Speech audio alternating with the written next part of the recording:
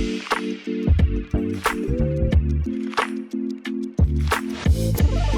is the Bacon Butty. We are sat in Brasco Lounge in Liverpool City Centre once again, so nice one to them and nice one to Ian for joining me. We've got two events to discuss over the weekend really. Well, one event because to be honest Saturday ended up being a bit of a non-event. It ended up being the thing that I guess we've all been begging for a little bit of time, and to be fair we probably got two non-events in 1 week between Lille and the Ipswich game. Great, wasn't it? I loved it. I think it's perfect. I think the Lille game, you can see that sense of commands that we had at the beginning of the season was back, because we've been missing it through last part of December, first half of January. Because these are two tough months. You know, there's a lot of football in these 2 months, and it takes it out here. So we'd lost a bit of the command. The Lille game, we got the command back, and then Saturday, the command was so total. I think it's a game that would be. I believe Jason Cundy was complaining that it was boring. Genuinely could not be less arsed if I tried. Yeah. Top of the league. Yeah, top of the league, top of both leagues. All the leagues you can be top of. The best performing team in Europe at the moment, and Jason Cundy thinks we're boring. Sound. Who did Cundy play for? Chelsea when they were no one, something like that. Yeah, he's. I don't listen to his show because it's on a station I don't listen to. Yep. He's got nothing to do with me. But his opinion popped up somewhere. Jason, I'm really sorry you're bored, mate. Through the 80s, people complained Liverpool were boring. I wasn't bored, I was having a great time. There's loads, I was having a great time, we were winning everything. It's fantastic. This is how you win leagues. Saturday is how you win leagues. You don't put it all out there and leave it on the pitch every single game. You have games where you just win. We had this thing at the end of the 80s where it's kind of like you'd be walking into the ground going, we haven't won 4-0 in a while, we should probably win 4-0 today. And it was just so taken for granted, which is why not winning the league after 1990 came as a bit of a shock. It was kind of like so blasé.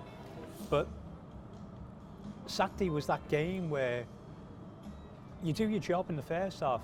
The second half, you basically have attack versus defence from the training ground. And you're doing routines. You're just playing routines to say, okay, well, if we keep flipping this ball over here, how long can we do this before? Oh yeah, Gakpo scored. Okay, well that one worked. Let's see, what should we do now?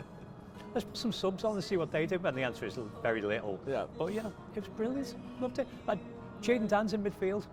I don't particularly want to see that happen again ever, because I don't think it works. No. And no disrespect to Jayden, because I think he might be the number 9 we need. Yeah.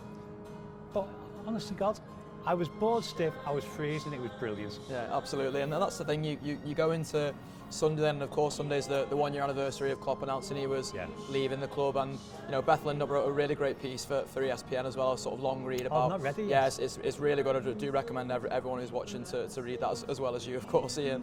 Well, I read Beth's stuff because Beth's a great writer. Yeah, she's brilliant. Yeah, and that's the thing is you, as you're going through that, you sort of do realise not only the job that Slaughter's done, but the gift that Klopp left us, and I think that's so apparent in Saturday's game, is that that dominance to Liverpool do have over the game. The fact that you look at the league table at the end of the night, it's still as healthy as it was on Saturday, but we've not been through the rigmarole that Arsenal went through in their game with controversial, if you want to call it that, refereeing decisions. I personally don't believe it's that controversial, but then late goals and everything feeling blood and thunder. I think it was a red card. Yeah.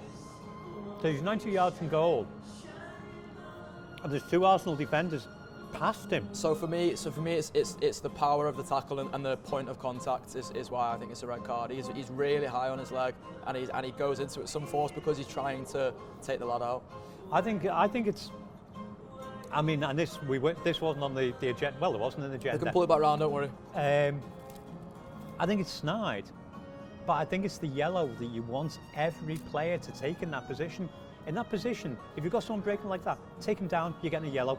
Just take one for the team. I think there's a cuter way to do it. So I think that's where, to be honest, like, he's an 18-year-old lad, so he's probably showed a bit of an experience. Is he's just gone into just put your body in. Yeah, that cynical tackle. He's just done a bit too much in it, and that's where the referee's gone. Hang on. Now the thing is, I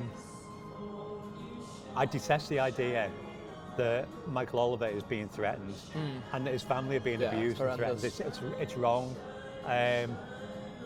But we are in a situation, and it's not but, it's a slightly connected thought. We're in a situation where we have a set of referees who Michael Oliver is the best of, and he's not very good because most of them are useless. Yep. And there was Jamie Redknapp on Sky last night saying, Michael Oliver's the best we've got, and I can count the mistakes he's made in his career on one hand, I'm like, well, I can get to double figures from the last game he had against us. And he may well be the best we've got, but that's not good enough. YouTube, press the button, become a member of the Anfield Wrap from the heart of the city of Liverpool. The best way to enjoy all your Liverpool-based videos, everything you need, every single day. It is the Anfield Wrap.